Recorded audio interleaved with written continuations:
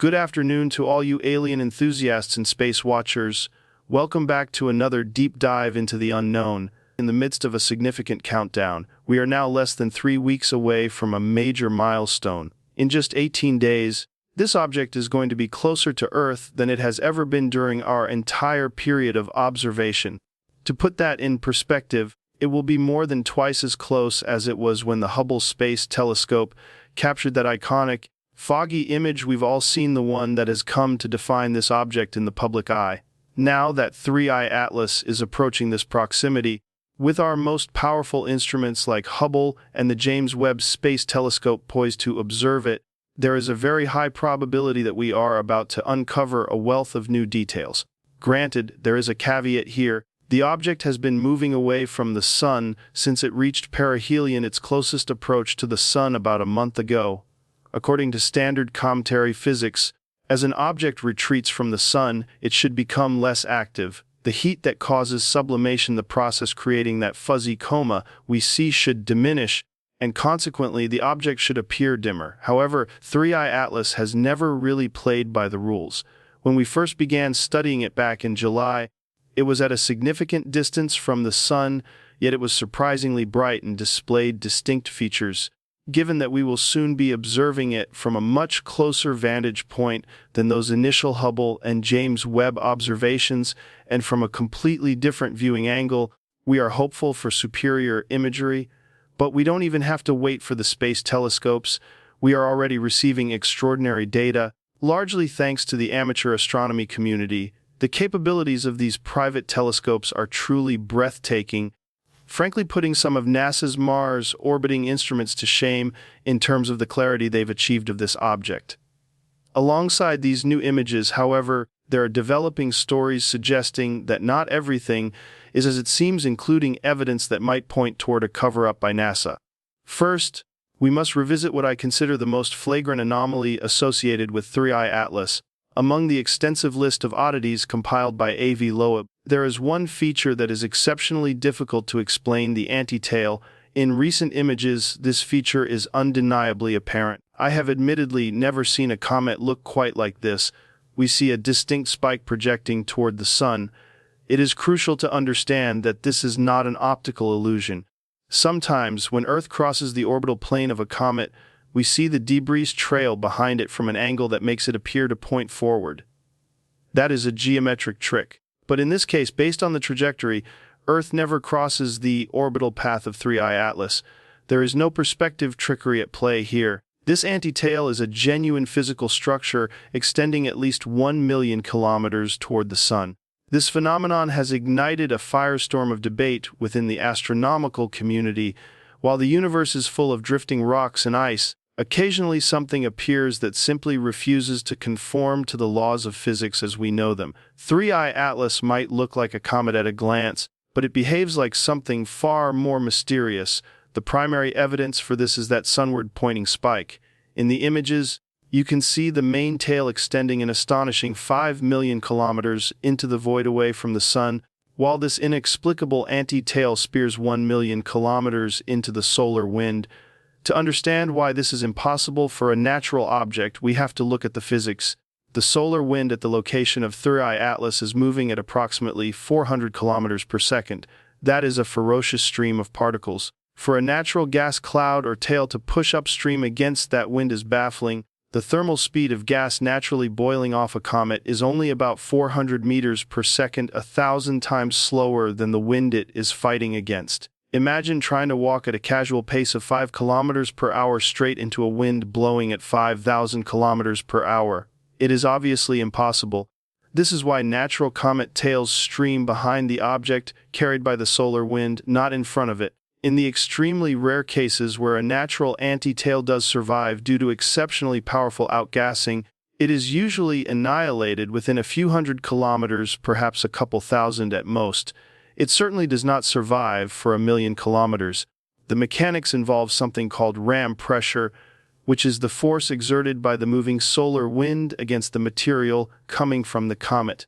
Because this pressure scales with the square of velocity, for that anti-tail to maintain its highly organized structure for days on end, its mass density would have to be extraordinarily high, at least 1,000,000 times greater than the density of the solar wind itself. If we accept that the antitail is that dense, we run into a mass problem. To maintain such a structure, the object would have to be losing mass at a staggering rate, approximately 200 metric tons, every single second. When you combine this with the mass loss from the main tail, the total loss over the months of October and November would reach several billion tons. This represents roughly 10% of the entire estimated mass of the object, and that is using Avi Loeb's estimate of 33 billion tons. NASA actually insists the nucleus is much smaller. If NASA is right, the entire object should have disintegrated by now. Even if it were larger, losing that much mass in such a short window should have shattered it. Yet, 3I Atlas remains completely intact. The mystery deepens when we analyze how the object moves. Non-gravitational acceleration creates a deviation from a purely gravity-driven orbit. Usually, this happens when a comet's outgassing acts like a thruster, pushing the rock slightly. During the summer months, 3I Atlas showed zero non-gravitational acceleration. It moved like a dead rock or perhaps a craft under intelligent control maintaining a steady course. Then, suddenly, around October 29th near its perihelion, a measurable acceleration was detected. The detection is real, but the cause is debated. For a natural comet to achieve the acceleration we observed, it would need to expel more than 10% of its total mass as gas and dust. But remember, we already accounted for a 10% mass loss just to explain the antitail. The math simply does not close. If it were a natural comet, it would have lost more mass than it started with, or it would need to be vastly larger than observations suggest. There is, however, an alternative that fits the numbers: artificial propulsion. Chemical thrusters or ion engines are far more efficient. While natural gas travels at 400 meters per second, chemical rocket exhaust travels at over 4.5 kilometers per second, an order of magnitude faster. Ion thrusters are even faster, potentially reducing the required mass loss by 4 orders of magnitude. If you plug those numbers in, the math works beautifully. It explains the movement and the visuals without requiring the object to dissolve into nothingness.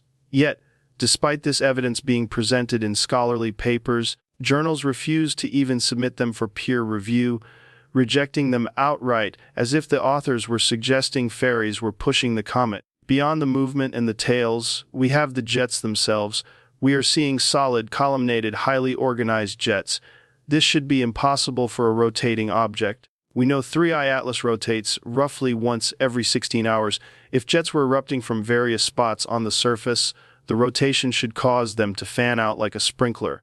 They should not look like laser beams. The only way a natural object could produce a straight jet is if one specific spot on the surface was active and only fired when facing the sun. But if that were happening, we would see a beating heart affect a pulsing interruption in the jets as the object spun. We don't see that. We see continuous, uninterrupted, laser-like columns, which implies the source is steady, yet the object is rotating. Furthermore, that rotation brings us to the brightness anomaly. The object's brightness varies by 10% to 20% as it spins. NASA claims the brightness comes mostly from the coma, the gas cloud, which does not rotate. If the light is coming from a stationary cloud, the spinning nucleus shouldn't change the brightness much. The fact that we see a clear rhythmic shift in brightness and gaseous patterns implies the nucleus itself is influencing the visual, which shouldn't happen if it's just a small rock hidden in a giant cloud. A cometary nucleus does not have enough gravity to drag its coma around with it as it spins. It is yet another behavior that defies standard cometary science. You would think anomalies like this, an object that defies the physics of solar wind, mass loss, and rotation, would be front-page news. NASA should be glowing with excitement, eager to study this new brand of coffee, even if they think it's natural. Instead, the silence is deafening, and recent actions suggest they might be trying to hide something. This brings us to the most startling development, the Jupiter coincidence. 3I Atlas is on a trajectory to intercept Jupiter at an incredibly specific location known as the Hill sphere or Hill radius. This is the precise boundary where Jupiter's gravity and the Sun's gravity effectively cancel each other out, or where Jupiter's influence takes over. It is the ideal parking spot for a probe. If you wanted to place a spacecraft to monitor Jupiter or its moons, or to hold a stationary position relative to the planet, This is exactly where you would aim. It is a navigational bullseye. Here is where the controversy begins. David Farnakia at NASA's JPL Horizons website manages the data for the object's trajectory. On October 30, 2025, the non-gravitational acceleration (NGA) values listed for 3I Atlas were specific. By late November, those values were revised down by a factor of 4. At that time, Avi Loeb pointed out that with those specific numbers, the minimum distance 3I Atlas would reach relative to Jupiter was 53.45 million kilometers. Jupiter's Hill radius is 53.52 million kilometers. The match was identical within a tiny margin of error. 3I Atlas was going to brush right up against the edge of Jupiter's gravitational dominance, a perfect intercept. Avi Loeb emailed this finding to NASA, highlighting the extreme unlikelihood of such a coincidence occurring naturally. He received no response. However, just a couple of days later, the JPL Horizons website suddenly updated the data again. They changed the non-gravitational acceleration values drastically, increasing them by a factor of 6. You have to ask, how could NASA be that wrong initially to require such a massive adjustment? And isn't the timing incredibly suspicious? Immediately after a prominent scientist points out the perfect Jupiter intercept, the numbers change. With these new, revised numbers, the forecast for the closest distance to Jupiter is now 53.587 million kilometers. Remember, the Hill radius boundary is roughly 53.445 million kilometers. The new data conveniently pushes 3I Atlas just barely outside of Jupiter's capture zone. Did NASA fudge the numbers to make the object miss that critical boundary? As Avi Loeb wisely noted, the Vatican insisting the Earth was the center of the universe didn't stop the Earth from orbiting the Sun.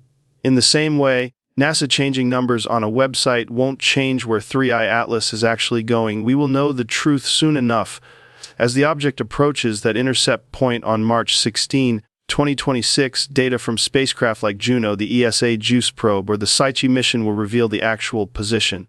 I am not saying with absolute certainty that this is intentional manipulation, but the sequence of events is highly questionable.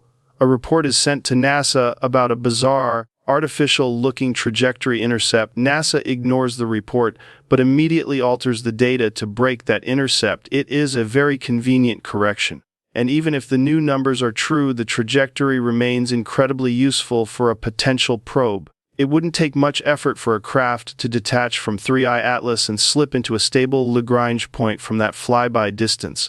Regardless of what the spreadsheets at JPL say, the physical reality of 3I Atlas cannot be edited. We are going to see where it ends up. Will it graze the edge of the Hill radius, or will it cross that invisible line and enter Jupiter's sphere of influence? If it turns out that 3I Atlas does indeed pass within the Hill radius, defying the corrected data, NASA is going to have some serious explaining to do. We will keep our eyes on the skies and on the data. Thank you so much for tuning in. Please don't forget to like and subscribe to keep up with these updates. Consider supporting the channel on Patreon for early access and exclusive content, or join the discussion on our Discord server. And if you want that merch, you have until tomorrow morning. Thanks again for watching, and until next time, stay angry about space.